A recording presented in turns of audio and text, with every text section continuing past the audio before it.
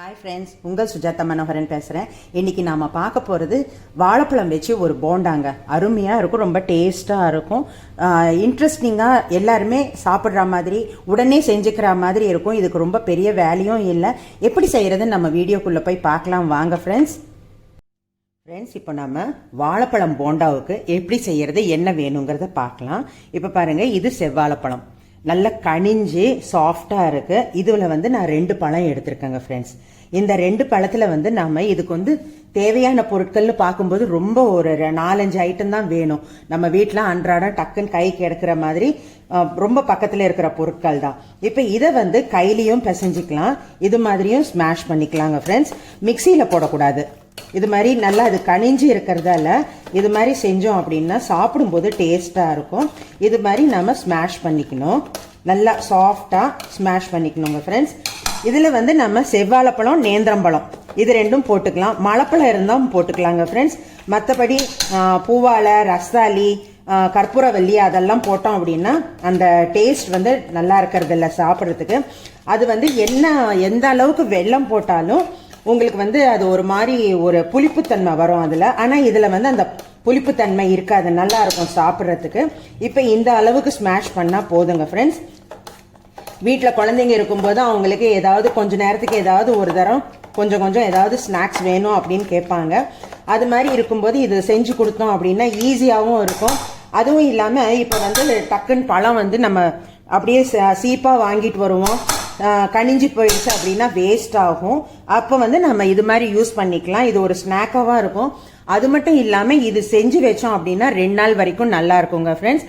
இப்போ நம்ம இதை எடுத்துட்டு இதில் மைதா மாவு ரொம்ப போட வேண்டியதில்லை. 1 ஸ்பூன் அளவுக்கு அந்த திக்கரிங் ஏஜென்ட் மட்டும் அந்த அளவுக்கு இருந்தால் போதுங்க ஃப்ரெண்ட்ஸ். அந்த அளவு போட்டுட்டு நான் இப்போ இது சூப் ஸ்பூன் எடுத்திருக்கேன். நார்மல் ஸ்பூனில் ஒரு 2 ஸ்பூன் அளவுக்கு வரும். நம்ம கலந்து பார்த்துட்டு வேணும்னா நம்ம மறுபடியும் போட்டுக்கலாங்க ஃப்ரெண்ட்ஸ். இப்போ இதில் வெல்லம் அவங்கவுங்க இனிப்புக்கு தகுந்த மாதிரி போட்டுக்கலாம். இப்போ பழத்திலேயே இனிப்பு இருக்கிறதால இதில் ஒரு அந்த அளவுக்கே அந்த நம்ம மைதா போட்டோம் இல்லைங்களா, அந்த அளவுக்கு போட்டாலே போதுமானதாக இருக்கும். அந்த இனிப்பு நல்லா இருக்கும் சாப்பிட்றதுக்கு, அந்த பழத்துடைய ருசி மாறாமல் நல்லா இருக்கும்.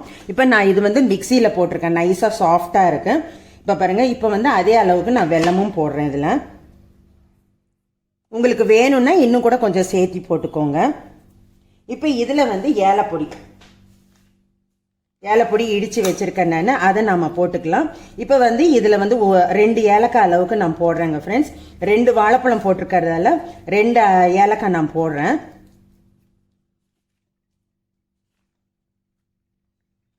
நல்ல ஒரு ஆரோக்கியமான உணவாக இருக்கும், ஹெல்த்தி. அதாவது குழந்தைங்க அதாவது நிறைய சாக்லேட்டு அது இதுன்னு வேணும்னுவாங்க. அதெல்லாம் தவிர்த்துட்டு நம்ம இது மாதிரி கொடுக்கலாம். இப்போ ஒரே ஒரு சிட்டிகை சோடா உப்பு, ரொம்ப வேண்டாங்க ஃப்ரெண்ட்ஸ், ஜஸ்ட் ஒரு பிஞ்ச், அவ்வளோதான். இது சாஃப்ட்னஸ்ஸு, நல்ல டேஸ்ட் மெயின்டைன் ஆகும். இப்போ இதை நம்ம கலந்து ஒரு 5 நிமிஷம் அளவுக்கு நம்ம இதை ஊற வச்சிடலாம். இந்த வெல்லமும் கரையும். அட் த மெயின் டைம் அந்த மைதா எல்லாம் சேர்ந்து போண்டா போடுறதுக்கு ஈஸியாக இருக்கும் நமக்கு. இப்போ இந்த வெல்லம் கரையிறதுக்கு அதுக்கு தான் நான் மிக்சியில் போட்டிருக்கேங்க ஃப்ரெண்ட்ஸ். இது ஒரு 5 நிமிஷம் இருந்தது அப்படின்னா நல்லா இருக்கும். இப்போ நம்ம இந்த வெல்லம் கரையிறதுக்கு ஒரு 5 நிமிஷம் விடலாம்.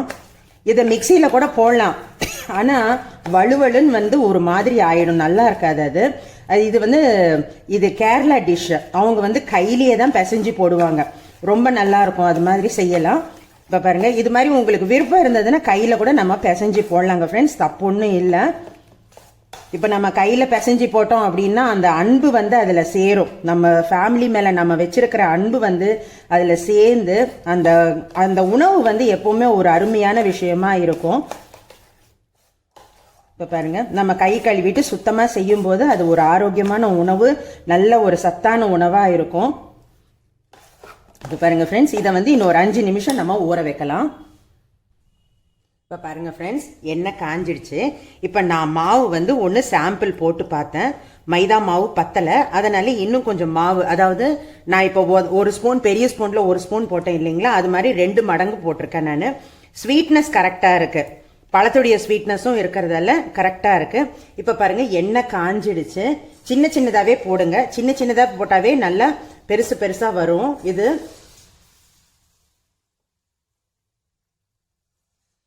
ரொம்ப ஈஸியான ஒரு பலகாரம். அனல் வந்து ரொம்ப கம்மியாக வச்சு தான் செய்யணும் ஃப்ரெண்ட்ஸ். வெல்லம் போட்டிருக்கிறதாலையும் வாழைப்பழத்திலேயே செய்யறதால நல்லா செவக்கும். அதனால அனல் கம்மி வச்சு நிதானமாக பொரிச்சு எடுக்கணும். இப்போ பாருங்க ஃப்ரெண்ட்ஸ், அருமையாக வந்திருக்கு பார்த்தீங்களா. இது மாதிரி நிதானமாக கொஞ்சம் அனல் கம்மி வச்சு நம்ம செஞ்சோம் அப்படின்னா உள்ள மாவு நல்லா வெந்திருக்கும். நல்லா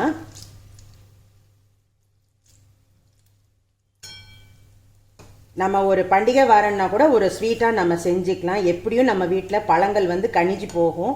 அந்த டைமில் வந்து இது மாதிரி நம்ம செஞ்சுக்கலாம். நல்லா சாஃப்டாக அருமையாக இருக்கும். இப்போ இது மாதிரி இருக்கிறதெல்லாம் நம்ம எடுத்துட்டோம் அப்படின்னா கருகாமல் இருக்கும்.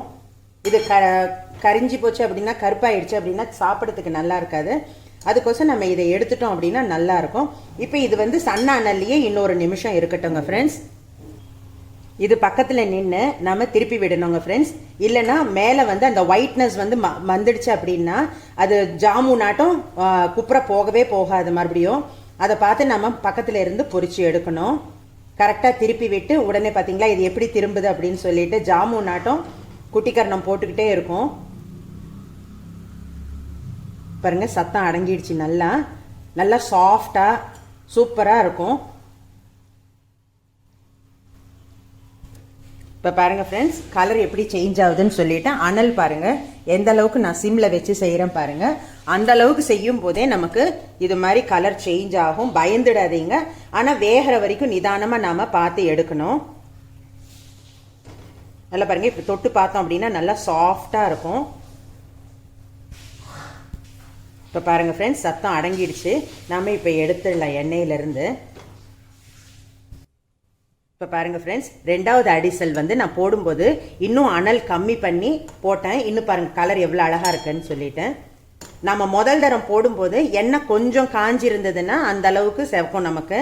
இப்போ பாருங்கள் அனல் இன்னும் நான் கம்மி பண்ணி ஆரம்பத்திலேருந்து ஒரே அனலில் அதை இன்னும் சன்னமாகவே வச்சு நம்ம செஞ்சுருக்கேன். இப்போ பாருங்கள் இது எவ்வளோ நல்லா வந்திருக்கு அப்படின்னு சொல்லிட்டேன்.